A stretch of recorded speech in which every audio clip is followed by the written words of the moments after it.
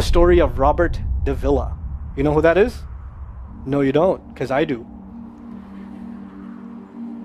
3 months ago, I gave khutbah in Fort Worth. I haven't been to that masjid in 4 or 5 years, and they invited me for some reason, and I went. And I gave khutbah there. My khutbah was about dua.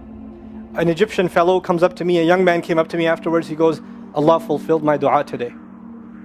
And I said, what's your dua? He said, my dua was that Nu'man Ali Khan should meet Robert Davila. I was like, are you Robert Davila? He goes, nope, I am not Robert Davila. Robert Davila is my friend. But I think Allah is fulfilling my dua. I was like, fire away, I want to know. Robert Davila is a young man who lives in a town 40 minutes past Fort Worth. He was a farmer, young guy. And he was hit with some sort of genetic disorder that kicked in later on in his life, and he became paralyzed from the neck down. And he lives in a nursing home. Most people in that nursing home are 90 years, 100 years. They're really, really old people. And then there's, his room where he's paralyzed neck down. He's the only 30-something-year-old that is in the nursing home, okay? And he's been in that nursing home for the last 10 years. His family got a computer for him that's voice activated, so he can give voice commands, put a headphone on and Google stuff and search stuff so he can surf the web and find information. In his room, and by the way, staunch Christian family, the minister comes and prays for him every week and things like that. And his best friend was in the bed next to him. One of his best friends. He became best friends because he met him at the nursing home. This person was also paralyzed and he needed a new liver. Okay? A liver transplant. He was waiting for a liver transplant. And they used to talk about, God and things like that all the time. They were good friends.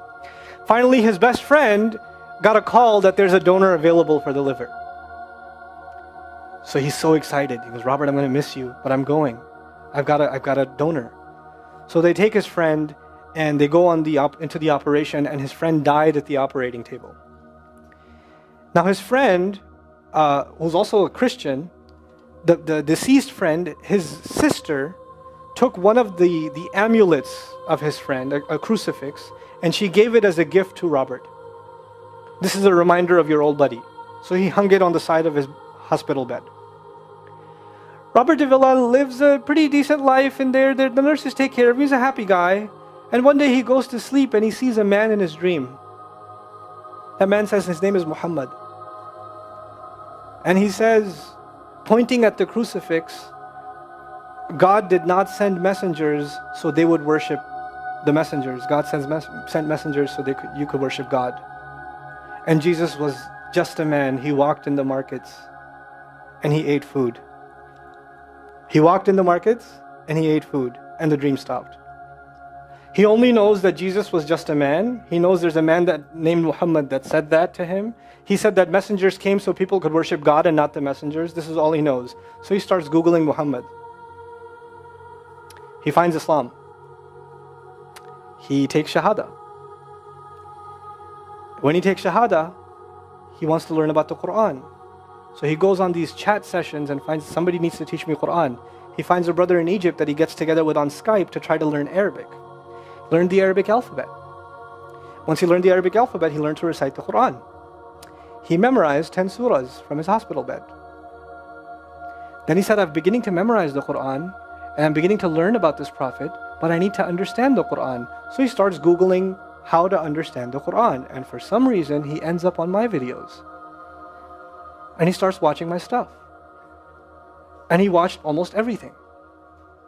And then here's the kicker. In the nursing home, there was an Egyptian fellow that used to come in and do some repair work. The Egyptian fellow has his own awesome story. The guy had basically lost faith. He wasn't religious. The nearest masjid to him was 50 miles away. So he didn't really go to Jum'ah much anymore. But he felt a spiritual void, so he started going to the church just to feel closer to Allah. Raised Muslim. He goes to the church just to feel closer to Allah. He's passing by Robert's room one day and he hears وَالْعَصْرِ إِنَّ الْإِنسَانَ لَفِي خُسْرٍ. So he walks into his room and says, Robert, what are you listening to? Robert says, nothing. That was me. And the guy says, you're Muslim? He goes, yeah, I became Muslim. And now this friend is in shock. How does Allah guide someone in the middle of Churchtown, USA, in a nursing home, with a crucifix on the side of his bed that he doesn't even have the physical strength to move. And the guy himself says, I want to come back to Allah. So he tells him about his, the friend he found online, Norman Ali Khan. So the Egyptian fellow starts watching my videos. And then he says, I wish I could meet him one day.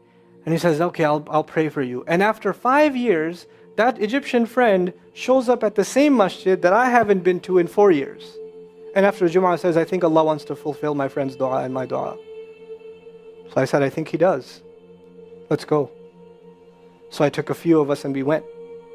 And we met with Robert. We had a beautiful conversation with him. And inshallah, for Eid, we're going to go to his nursing home again. The nursing home was pretty shocked. You're all here to meet Robert? I was like, yep. Why do you want to meet him? He's an inspiration. I'm like, okay, let me check if we can. And they had to call the hospice administrator and all this stuff, and then eventually let us in. And Robert's in shock. And then I meet with Robert, we're talking, and I was like, hey Robert, so I heard you memorize some surahs. He says, yeah. Can you recite one for me? So he recited Surah Al-Asr. Not one of us was not crying. We're just in tears.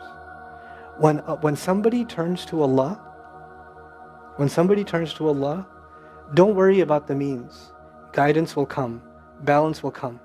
I want to tell you some more about Robert because young guys are here. Young guys that play basketball. Young guys that are healthy.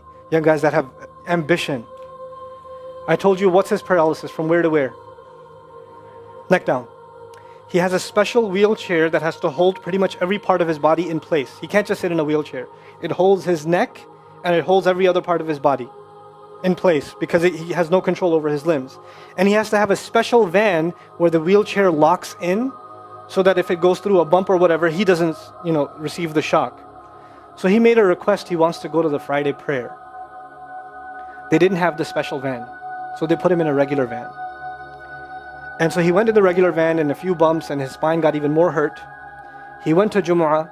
He came back in excruciating pain and they said, I'm sorry, Robert, you're no longer able to sit in your wheelchair. You're going to have to stay in your bed for the next 6 months at least. If you see recovery, then you can get back up again.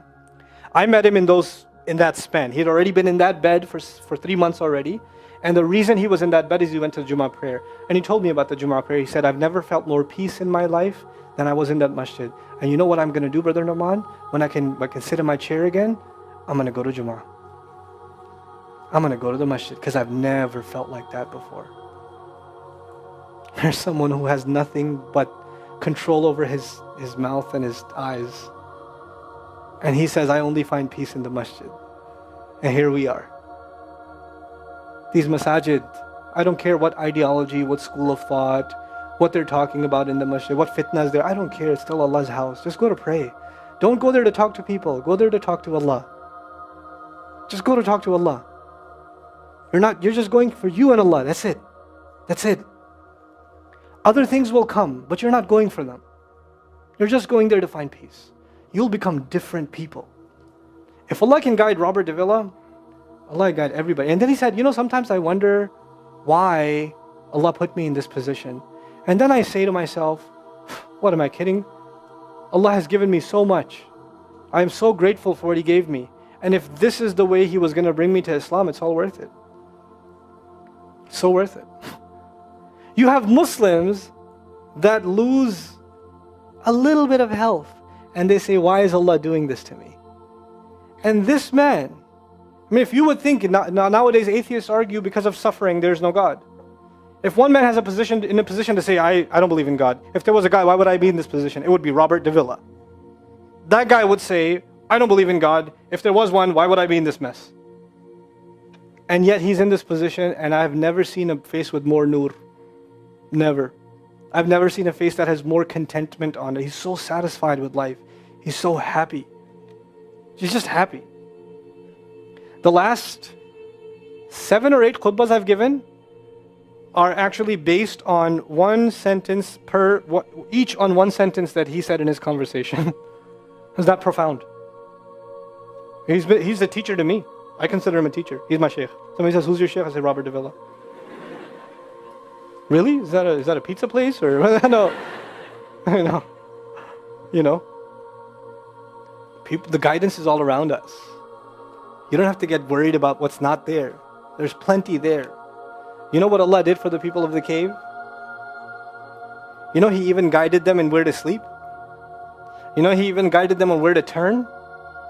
As the sun was coming, they'd turn away from it. As the sun came from the other side, they'd turn the other way. Allah will guide you in your sleep when you make dua to Him. He'll even guide you in your sleep. Every toss and turn will be guided by Allah. Can you imagine? We shouldn't be skeptical in Allah's guidance. We shouldn't worry about how am I going to find balance. No, that's Allah's job to guide you. Your job is to talk to Him. Your job is to get sincere. That is the message I have for you. That is how we're going to find balance. Honestly. And if once you do that, once you become sincere to Allah, Allah will open doors. Allah will give you friends. Allah will give you teachers. Allah will give you access to resources, all of which are going to bring you closer and closer and closer to Him and to the truth and make life better for the people around you. This is really the gist of what I wanted to share with you.